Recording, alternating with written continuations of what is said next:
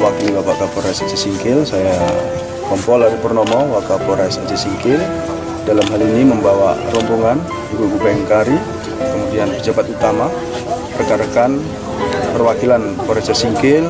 Ini adalah bentuk keprihatinan dan bantuan kami kepada saudara-saudara kita masyarakat yang mengalami musibah kebakaran di perkebunan di PT Napasindo.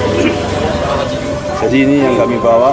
Tadi ada beberapa makanan pokok, beras, kemudian makanan pendukung, kemudian juga baju-baju, kemudian ada juga selimut, termasuk buku tulis yang didukung untuk anak-anak yang korban kebakaran.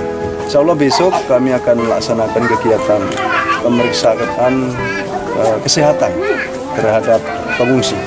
Hari ini kami pasang tenda dan insya Allah besok kegiatan itu kami laksanakan 1 hari.